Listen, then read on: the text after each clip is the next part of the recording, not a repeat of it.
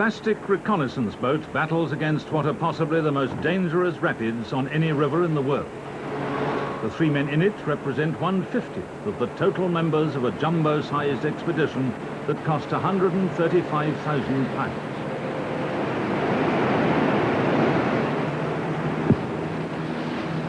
It included giant inflatables capable of carrying 30 men,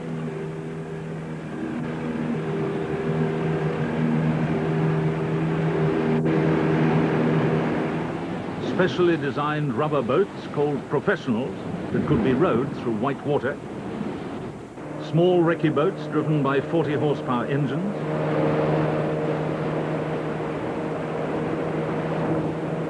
and jet boats so powerful that they can climb up the side of a deep whirlpool as if riding a wall of death, and in one case actually had to do so.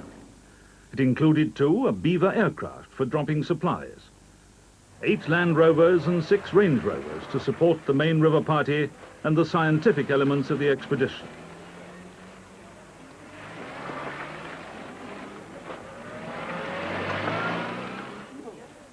These experts included biologists engaged on fish and other zoological research,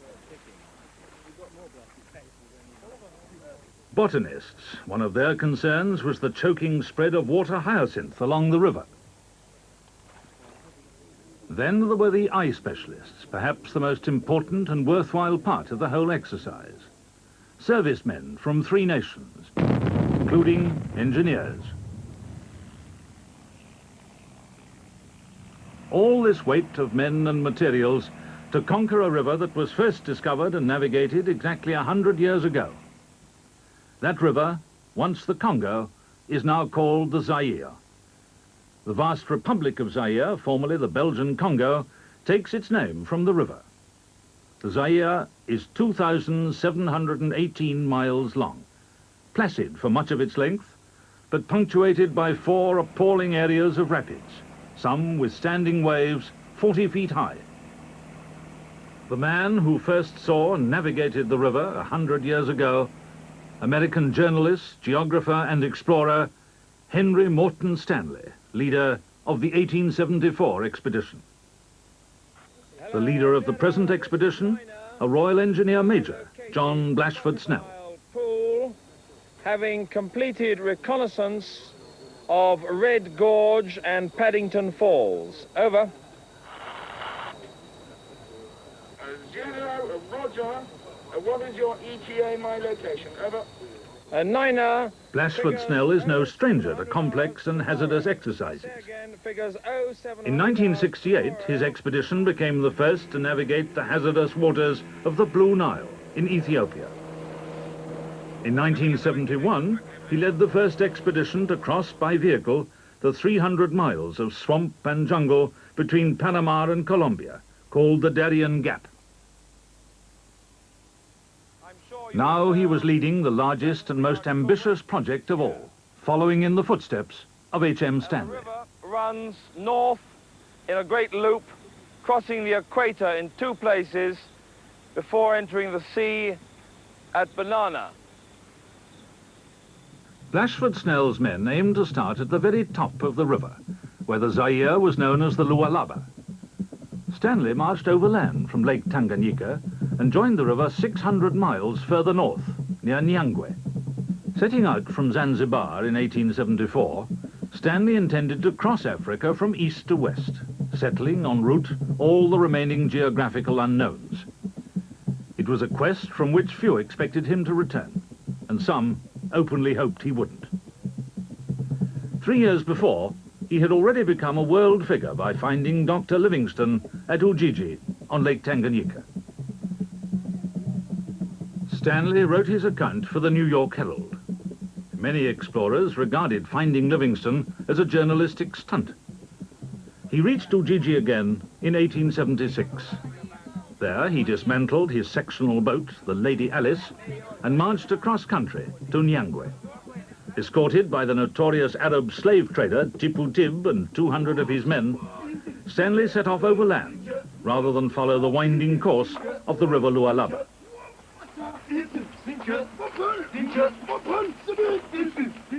The appalling task of dragging the Lady Alice through the forest soon became daunting. After 17 days' march, during which they covered 160 miles, Tipu Tib's men turned back. Stanley finally launched the Alice on December the 28th, 1876.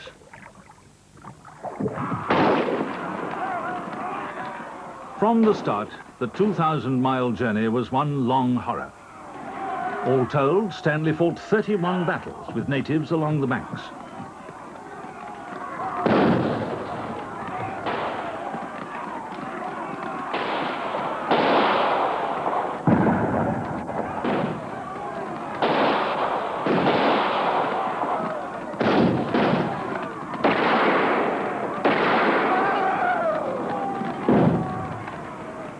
The cataracts were even worse than he feared.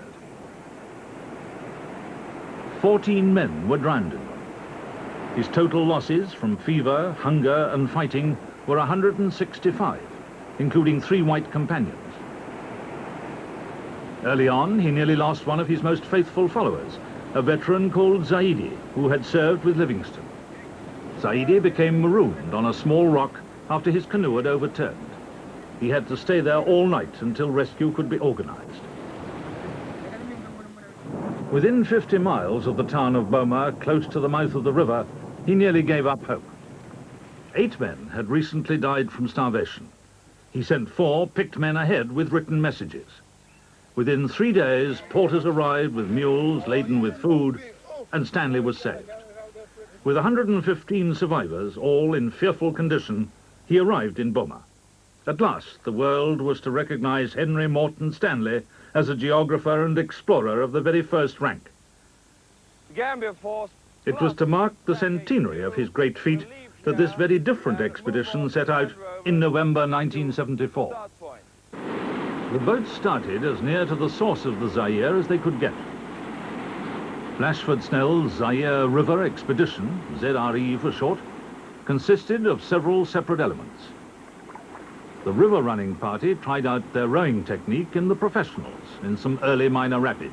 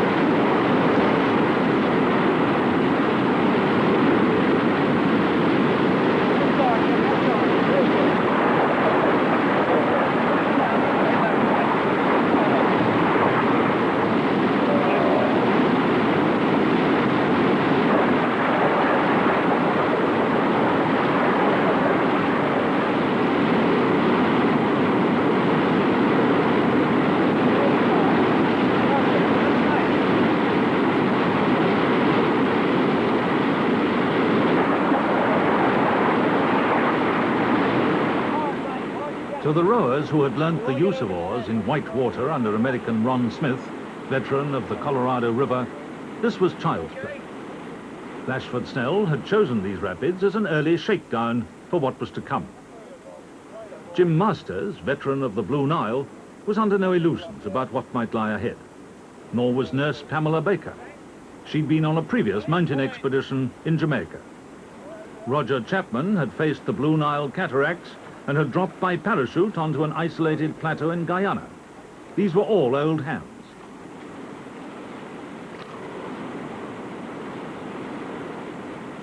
By marching the first few hundred heartbreaking miles across land, Stanley had avoided these early cataracts.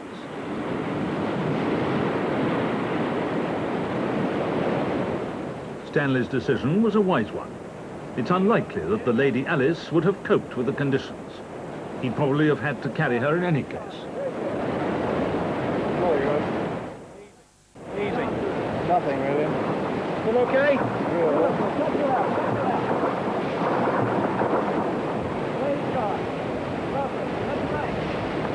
We want to get over in that eddy. That's right for the eddy. Hard right, hard together. As leader, Blashford Snell had more to worry about than the river. He'd had to organise an expedition that was spread over an enormous country. 600 miles away in the capital, Kinshasa, Zaire's eye specialists were preparing to set out into the virtually roadless interior. Their objective? Villages badly afflicted with the disease known as river blindness.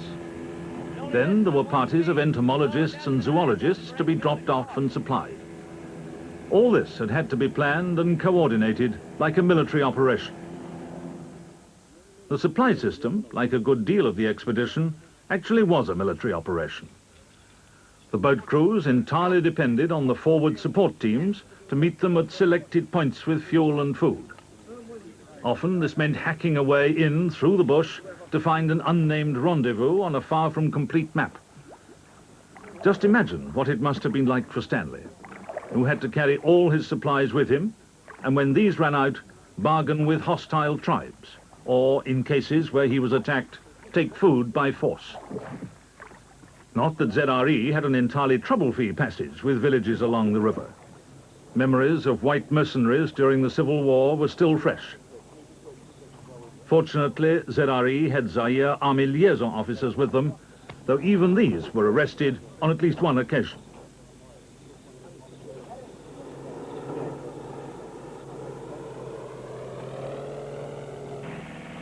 If trouble with riverside villages could be avoided by diplomacy or a show of strength, trouble with the river itself could not.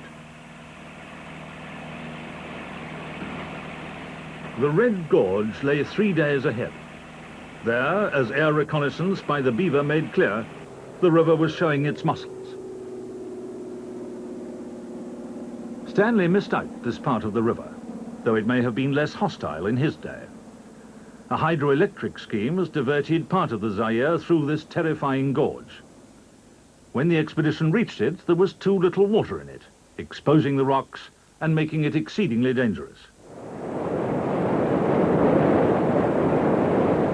Blashford Snell was able to persuade the engineers to let more water through the dam, raising the level for a few vital hours.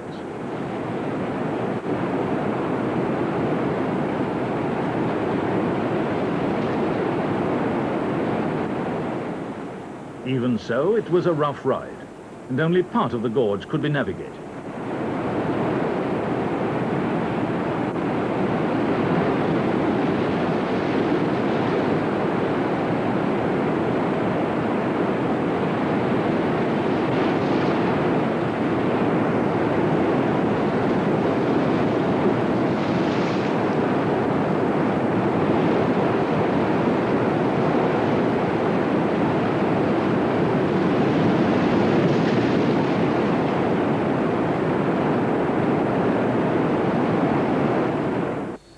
Conditions at Paddington Falls are impossible. Figures 30-foot vertical drop. Water in gorge is insufficient. Am ordering portage. Over.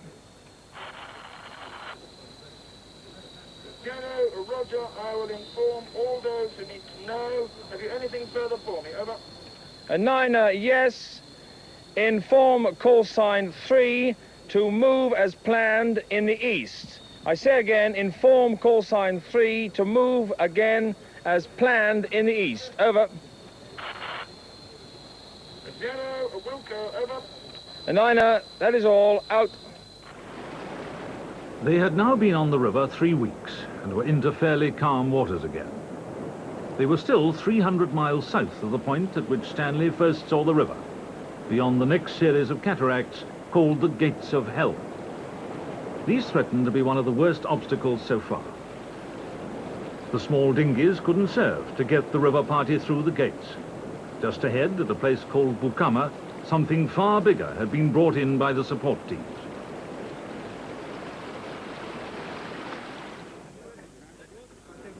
The 3 giant inflatables had been specially designed for the Zaire River. The design was largely the result of experience by the American experts who had made river running through the Grand Canyon on the turbulent Colorado almost a matter of routine. They're not going to make any kind of speed for it, let's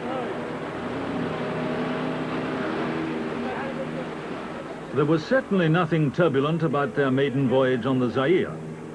Wisely, Blashford Snell and ex-Royal Marine Captain Michael Gambier, commander of the river party, had chosen Bukama because it lay at the head of a placid, lake-like stretch running for 120 miles through swampland. It was an ideal reach of the river for the 20 men aboard each craft to get used to living on it, for the helmsman to get to know the steering characteristics of his 2 engines, for the captain to discover the best trim for his inflatable, and where gear should be stowed to give the best handling results. Such factors would be crucial when they met white water.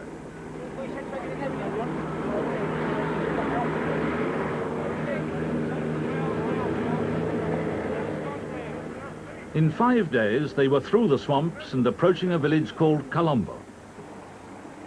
The support team reported that the headman and the villagers were well disposed, despite the fact that they too had vivid memories of white mercenaries. All misunderstandings had been ironed out, so Blashford Snell decided to show the flag ashore. We've now reached the village of Colombo after a slightly epic night's journey, and I propose this morning to do a number of things. First of all, the botanists will be going to the lake to look for papyrus with a boat of Alan Davis's recce section. Another party will be going inland to look for primates and also to examine some of the insects in the swamp behind us. And I shall be taking a third party to the village together with Queen Cesar, that's our buggy, to see what we can do to help medically.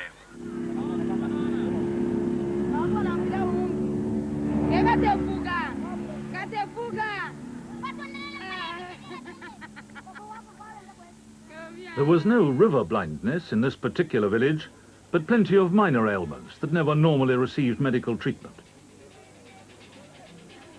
The boat party's New Zealand doctor, John Chapman Smith, walked in with Canadian Douglas Newby.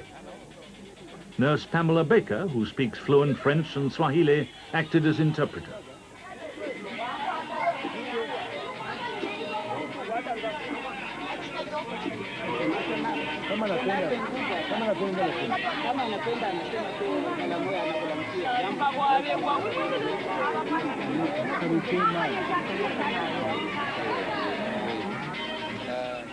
The whole rather bizarre encounter was conducted much as in Stanley's day, except for the fact that transistor radios continually blared music from Radio Kinshasa.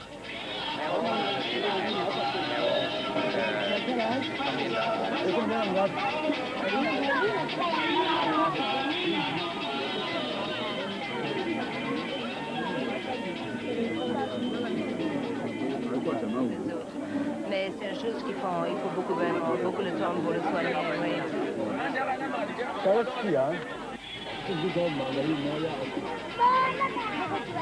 Est-ce qu'il a beaucoup de douleur, de ces oreilles?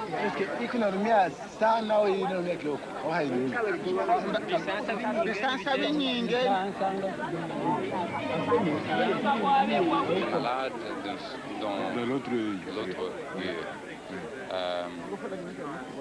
Je lui donnerai des pilules.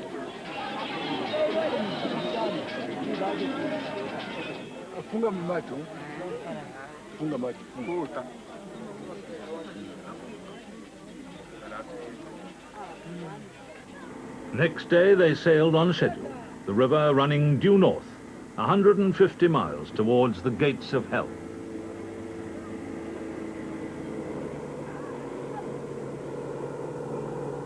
The Beaver was called up to make a last-minute check on the water conditions in the cataracts there. Flying downstream to meet the boats, the pilot passed over the wide swampy areas the inflatables had just navigated.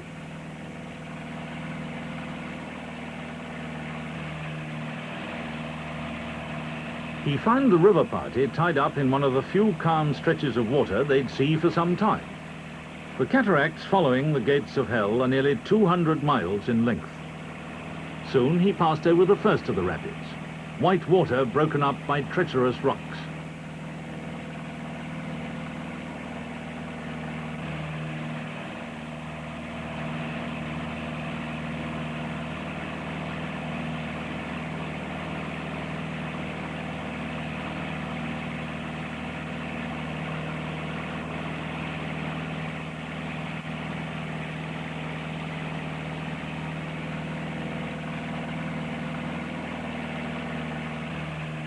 No rapids look quite so terrifying from the air. Nevertheless, there was quite enough here for the river party to be concerned about. First of all, I'll give you the general plan, and I'm not going to talk in very great detail about the move through the gates of hell, because you've heard the problems of the ground ahead. All I want to say is do not underestimate it. You may think that it's going to be a doddle and it's going to be easy, but I think you'll find there will be one or two quite nasty surprises in that water, and it's certainly as difficult as I want it to be at the moment. So don't go in thinking this is something where you won't need a life jacket or a crash helmet. You probably will need both.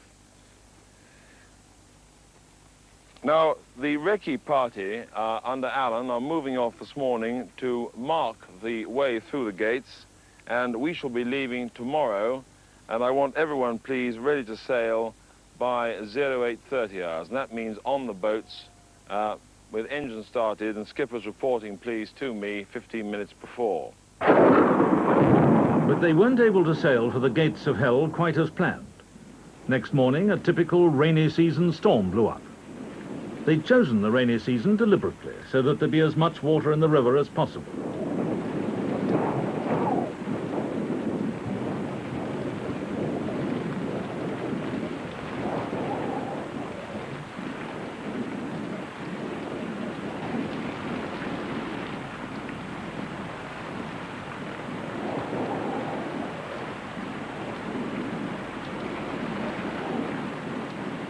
Such violent storms soon pass. Meantime, another sort of storm was threatening. Zaire Army liaison officers suggested that an issue of arms might be advisable, as a friendly reception along this stretch of the river couldn't be guaranteed. Though there were one or two close calls, fortunately, the arms never had to be used. 25 rounds. Okay.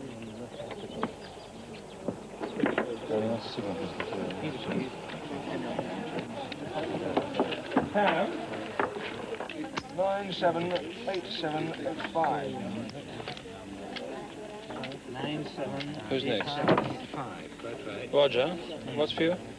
9mm. Sorry, 9787. Cameron's same thing.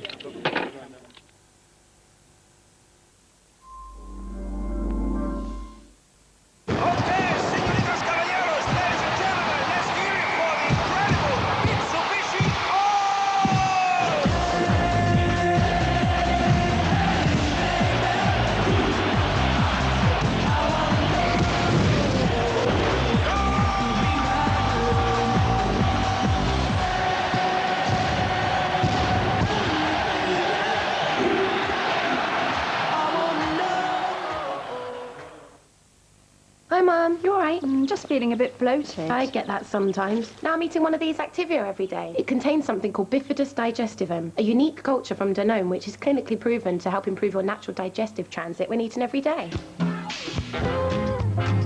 Activia. Actively good. They're none.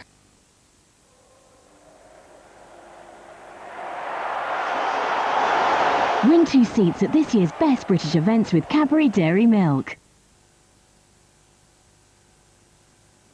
At the gates of hell, as the ancient wrecked paddle steamer shows, the Zaire River was dangerously low.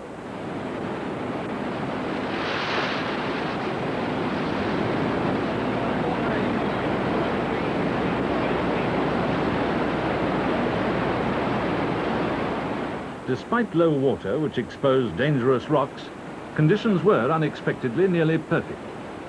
The dreaded gates of hell turned out, despite the leader's warnings, to be a bit of a doddle.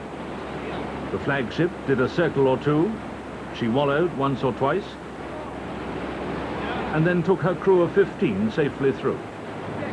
Perhaps at other water levels the gates might have proved far more hazardous, but no one complained about that.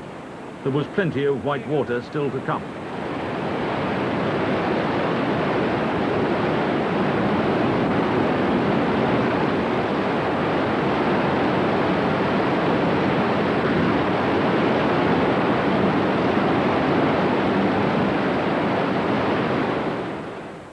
Stanley had first glimpsed the river after his overland march from Lake Tanganyika north of the gates of hell. He turned away and continued his march, escorted by the slave trader Timbuktu and his men for another 60 miles or so, and then launched the Lady Alice and her accompanying flotilla of canoes. Now, for the first time, the expedition was sailing where Stanley had sailed. Crowded as the inflatables were, Stanley and his companions would undoubtedly have regarded travelling like this as a luxury, with nearly 1,500 miles of river still to be navigated.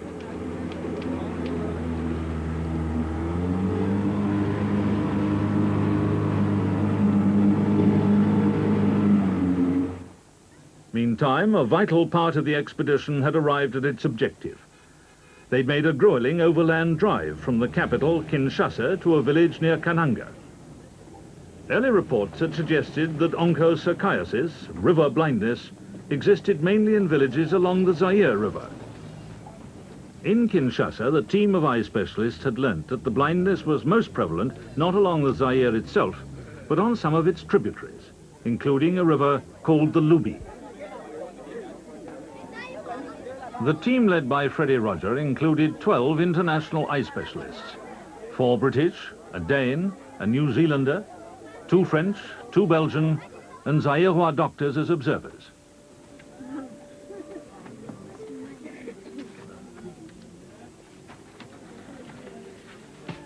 There were many cases of river blindness in the village. That of Kamba in Tumbo is sadly typical of the disease in an advanced stage, as Freddie Roger explains. The case of Kamba in Tumbo is a sad one, but he's not the only one blinded by river blindness in Africa. There are said to be 20,000 people infected by the worm which causes this blindness, and a very high percentage, it is said to be in the region of 2 million of this 20 million people infected have become blind. This region is not too bad. One might ask, what is river blindness? Well, it's caused by the bite of a little black fly called the buffalo gnat, which breeds in fast-flowing rivers like the Lubi in this area. And it implants in man small baby worm, which advances into a large worm, and these worms breed a type of worm which doesn't grow into an adult in millions. This small parasite creeps through the skin, and it's called a microfilaria, and it grows not at all, but it multiplies and will ultimately reach the eye. And the extraordinary thing is that nearly everybody in this particular village where Kumba in Tumbu lives is infected and has these microfilaria in the eyes. But there is not a high proportion of blindness. And most of the people seem to be living in perfect unity, if not amity, with the parasite present in their eyes. This is an extraordinary thing and is one of the reasons why we came to investigate it. So you've got, in the case of river blindness, a fly vector, and you just need to look around at this country to see what a tremendous job it would be to control the fly vector, which spreads from 15 degrees north to 15 degrees south. Then you've got the worm inside the human body, and you've got the human reservoir and the human tragedy. When Stanley launched the Lady Alice on the Congo River in 1876, he started on a calm stretch, but this didn't last for long.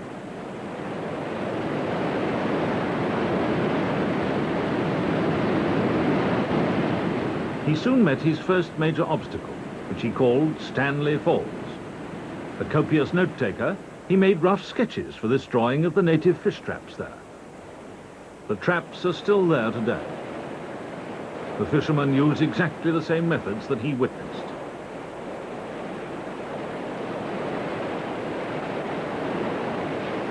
It took Stanley 7 days to navigate the 7 cataracts of the falls named after him. With the inflatables, ZRE took half this time.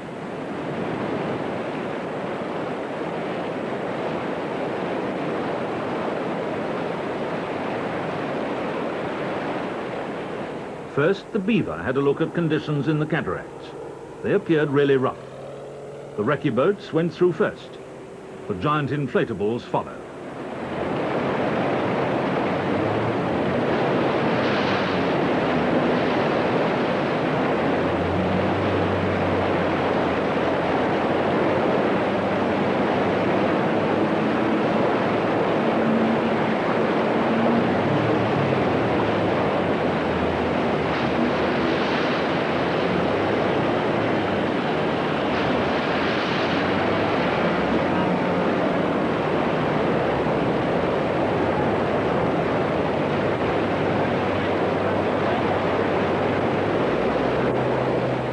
This time, to be on the safe side, they'd rigged their side tubes for added buoyancy.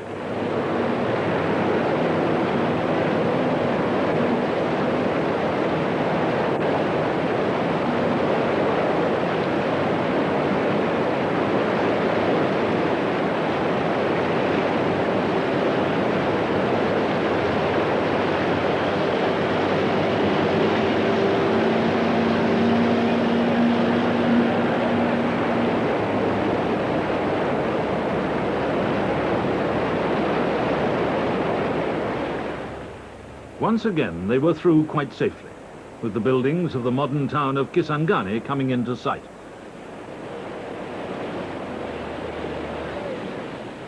They had now been travelling north on the river for nearly 2 months and had covered roughly 1,500 miles.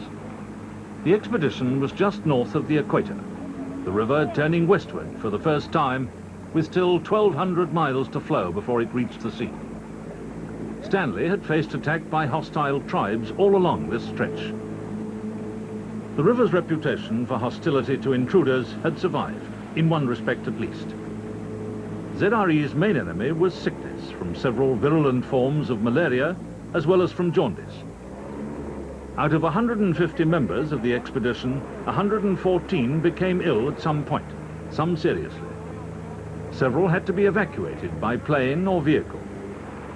Apart from all this, one of their main enemies during 3 weeks of confinement on the inflatables as they chugged down a hot, uneventful river was boredom. They waited eagerly for the next set of rapids that meant they were approaching Kinshasa, the capital city of Zaire.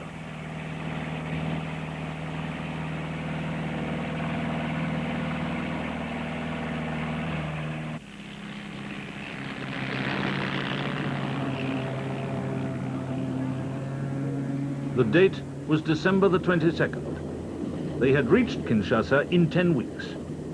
Stanley took many months to cover the same distance, and without any modern conveniences. Nor did he find a civic reception waiting for him. In his day, Kinshasa was a collection of mud huts. He marked his arrival in the area by naming a large lake through which the river flowed just above the town, Stanley Pool.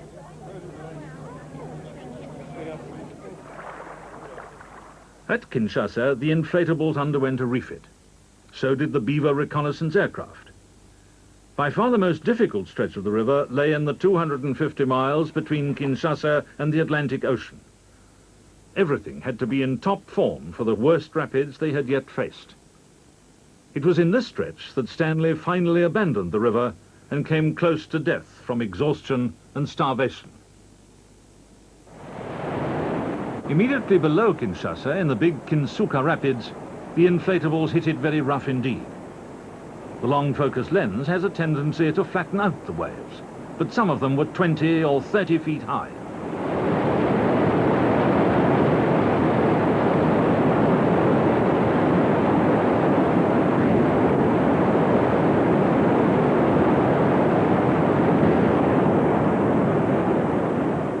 Now they'd been joined by a team of jet boats from New Zealand.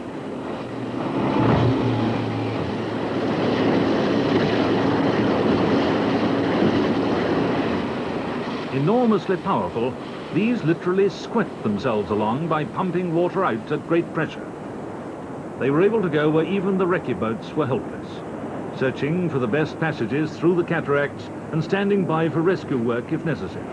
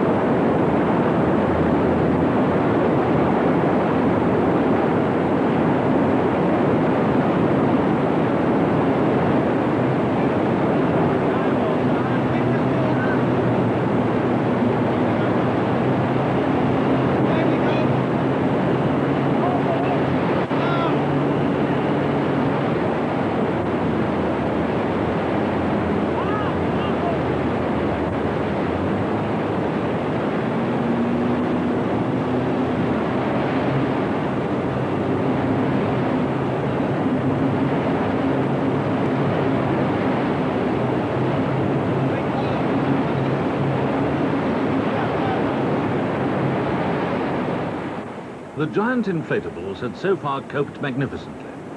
But at a critical moment in the worst of the rapids, a steering motor broke loose aboard the flagship commanded by Michael Gambier. It slashed through one of the stern sections, losing the raft critical buoyancy. Michael Gambier decided that if anyone had to go overboard to lighten ship, it must be the captain.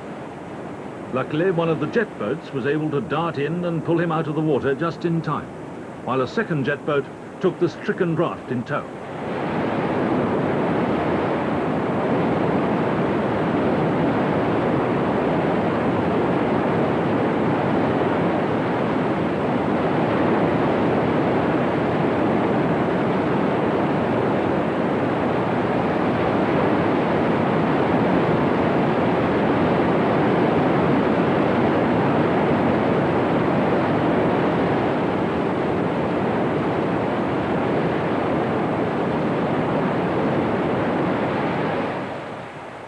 Between Kinshasa and the Atlantic Ocean lie nearly 200 miles of continuous cataracts, including a fearsome stretch above and below the Inga Barrage, where a hydroelectric dam has recently been built. Downstream, the Zaire River at last flattens out and becomes navigable for its last 100 miles, with a deep-water port at Matadi, then on to Boma, where Stanley arrived more dead than alive at the end of his journey in 1877. The river finally meets the Atlantic at a town with the unlikely name of Banana. Stanley was forced to portage the Lady Alice round most of the rapids that lay ahead. The cataracts above the Inga Barrage proved some of the most intimidating, with 30 and 40-foot standing waves.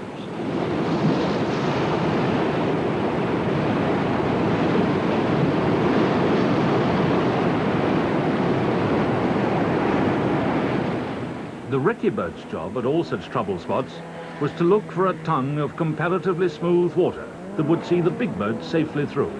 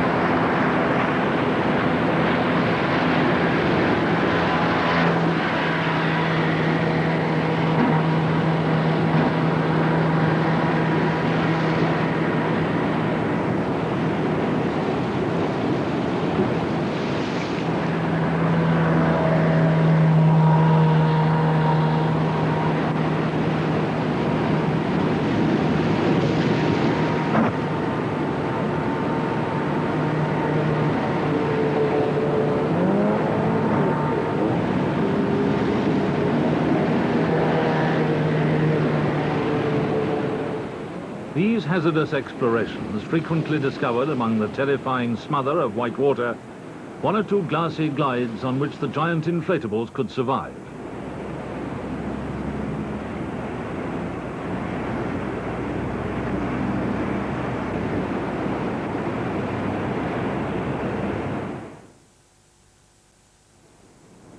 The Zaire River had saved up something really nasty until right at the end. A huge bend filled with rocks like dragon's teeth, over which the white water foamed. The only possible time to navigate such an obstacle would be when rains had raised the water level so that most of the rocks were covered. Now, the river was far too low.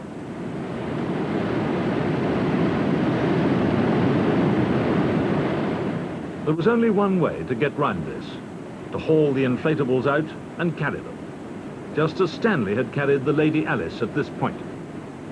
Unfortunately, the rocks didn't confine themselves to the river bed. Rocky outcrops blocked the only feasible route by which to carry the boats to the next stretch of clear water. Lashford Snell is not a Royal Engineer for nothing. Stanley believed in the use of force when all else failed, but even he didn't actually get around to blowing up the landscape.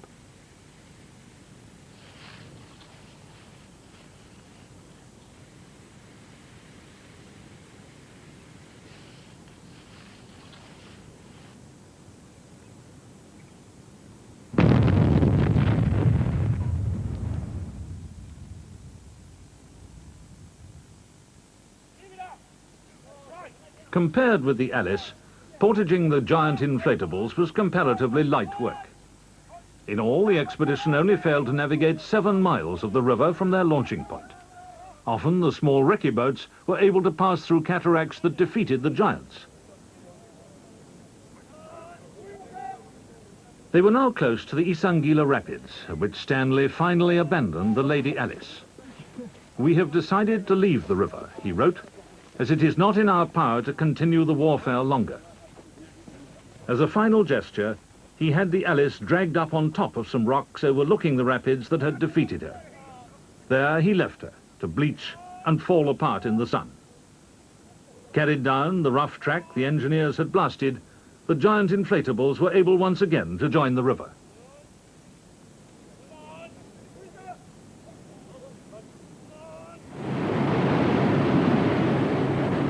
They were in the home strait now, the Kisi Rapids, and after that the port of Matadi and calm water. Even at the last moment they had their problems. One of the recce boats overturned in a deep whirlpool. The crewmen were only saved by the quick action of a Royal Marine, who took his own recce boat in at great risk to himself and pulled his companions from the water. Such was the power of the river that the wrecked boat only reappeared again 1,000 yards downstream. For his action, Corporal Neil Rickard received the Queen's Gallantry Medal. Part of these rapids, the giant inflatables negotiated fairly easily.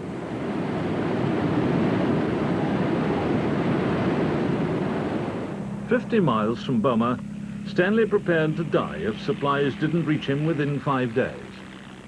50 miles from Boma, Blashford Snell needed supplies too. He called up the Beaver on the RT.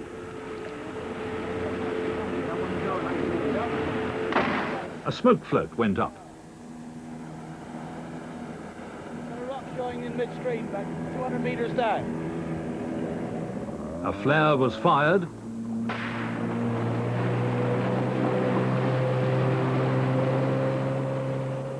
And the Beaver came in to drop its last load of fuel for the boats.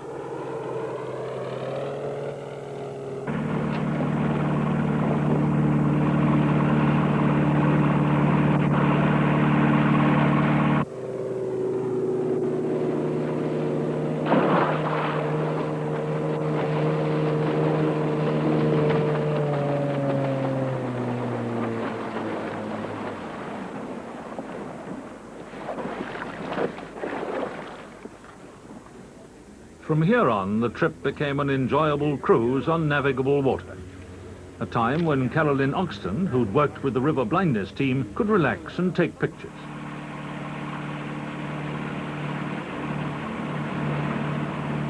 The flotilla cruised in good order towards the deep water port of Matadi and onwards towards Boma. 104 days after they first launched the boats, they'd navigated the entire river. They'd done it without losing a single man, though it had been touch and go at times.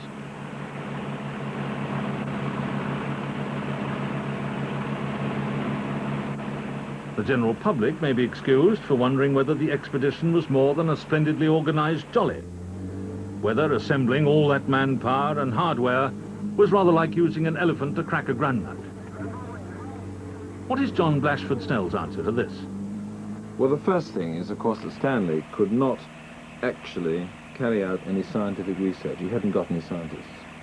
And this is a vast country, a gigantic country, and much of it is covered in tropical rainforest.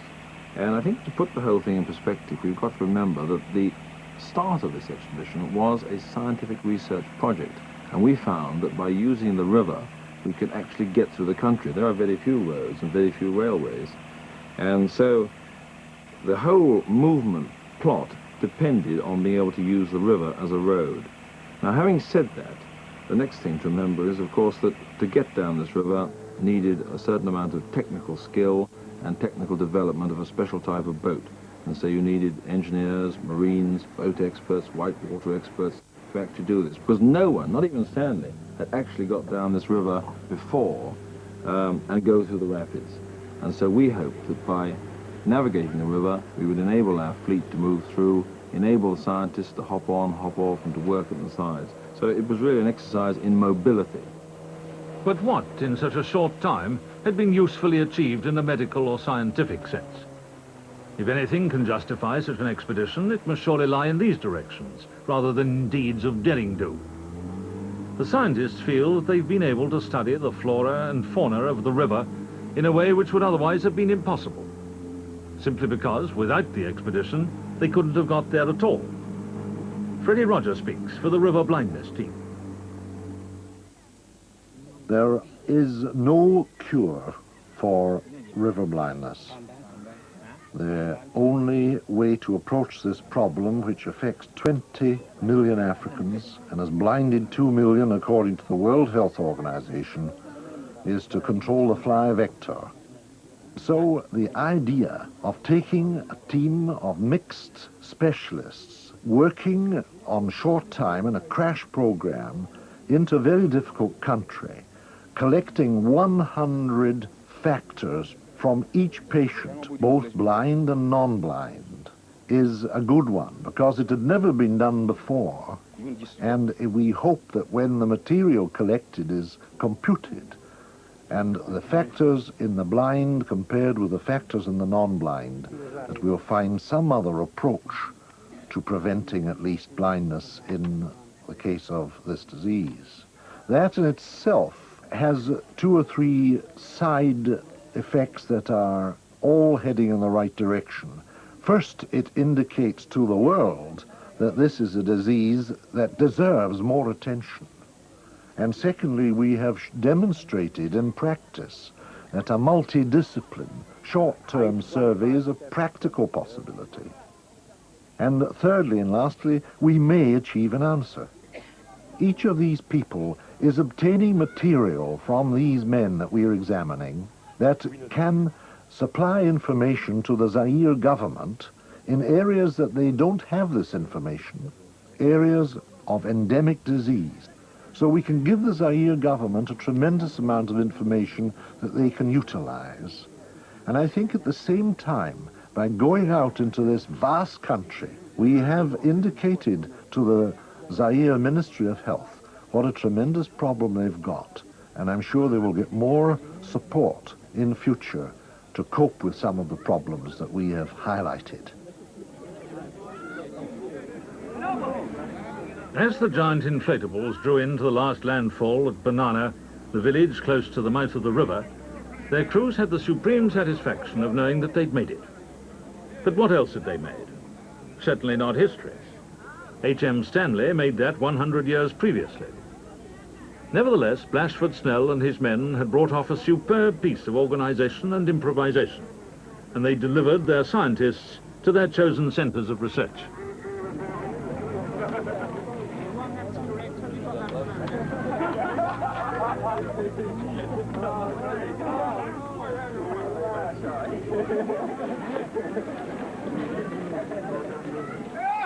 The actual value of the medical and scientific work will not be known for some time. As the expedition ended, it was sufficient for most of its members that they'd survived the worst the Zaire River could do to them. This was cause enough to bring on the dancing girls.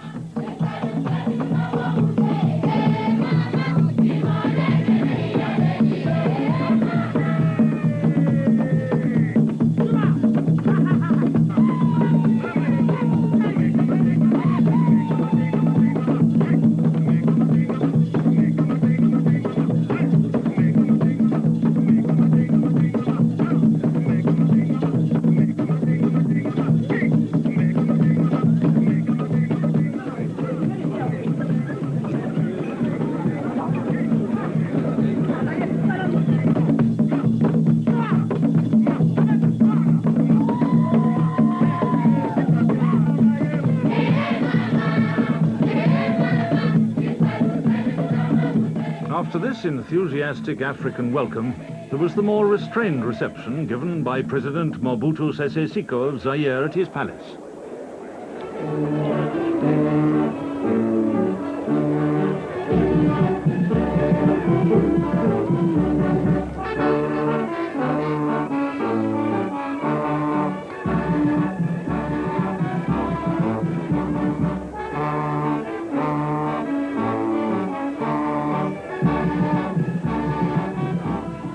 In 1975, two things happened to put Zaire on the map for most people in Britain and America.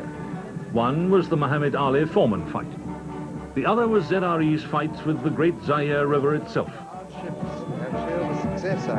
Zaire also scored a diplomatic success at a time when any bond with African nations is extremely valuable.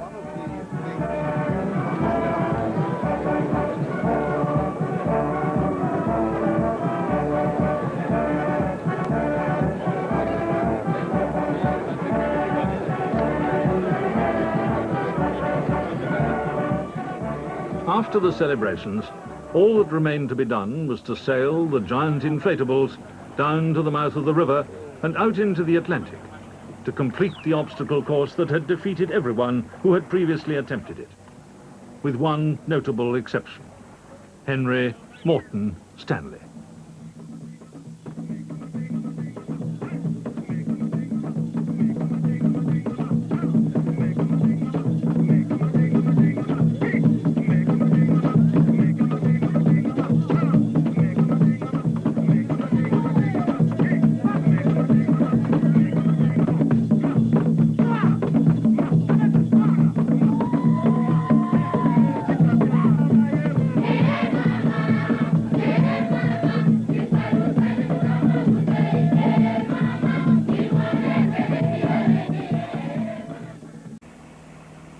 The man who first saw and navigated the river 100 years ago, American journalist, geographer and explorer, Henry Morton Stanley, leader of the 1874 expedition. The leader of the present expedition, a Royal Engineer Major, John Blashford Snell. Pool, having completed reconnaissance of Red Gorge and Paddington Falls. Over. Zero, Roger.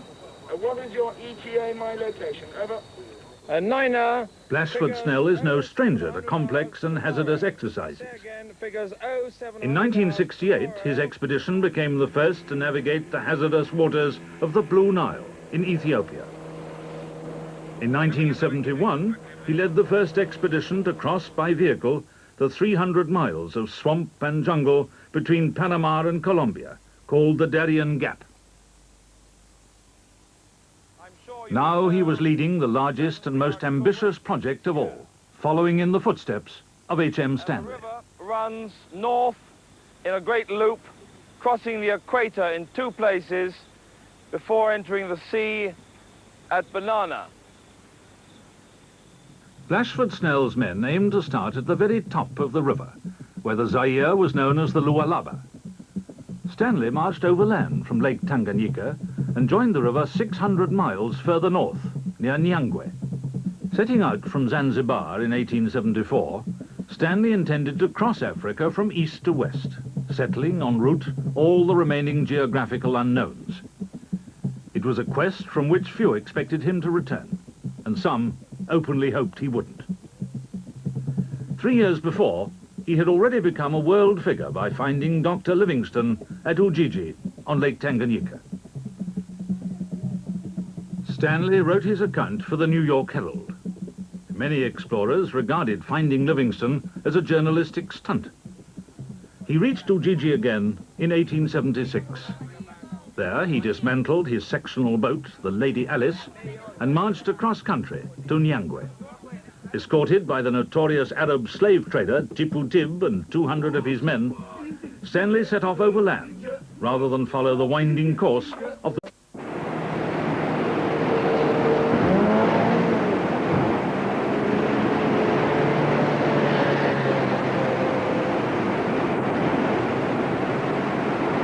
A plastic reconnaissance boat battles against what are possibly the most dangerous rapids on any river in the world.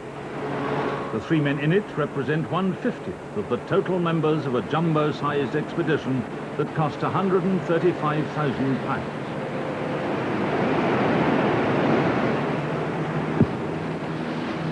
It included giant inflatables capable of carrying 30 men,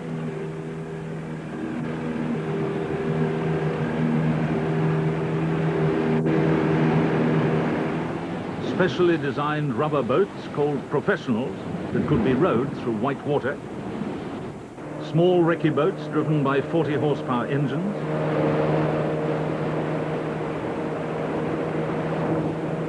and jet boats, so powerful that they can climb up the side of a deep whirlpool as if riding a wall of death, and in one case actually had to do so.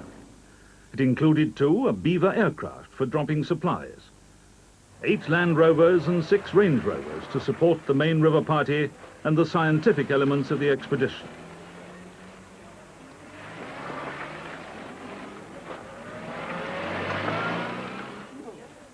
These experts included biologists engaged on fish and other zoological research,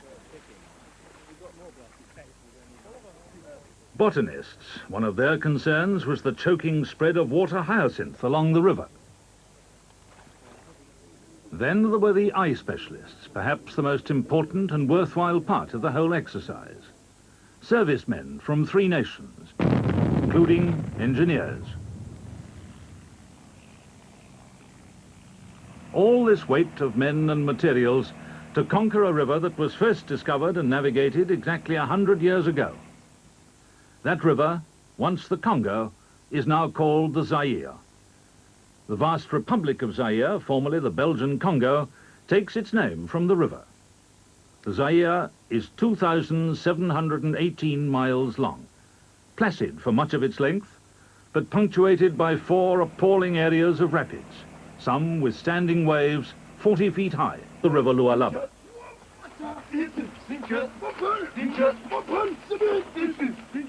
The appalling task of dragging the Lady Alice through the forest soon became daunting. After 17 days' march, during which they covered 160 miles, Tipu Tib's men turned back. Stanley finally launched the Alice on December the 28th, 1876.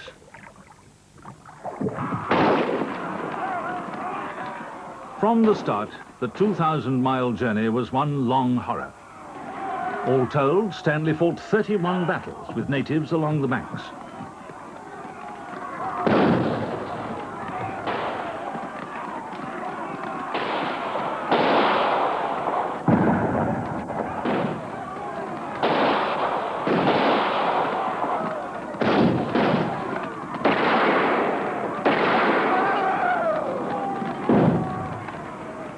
The cataracts were even worse than he feared. 14 men were drowned in them. His total losses from fever, hunger and fighting were 165, including 3 white companions.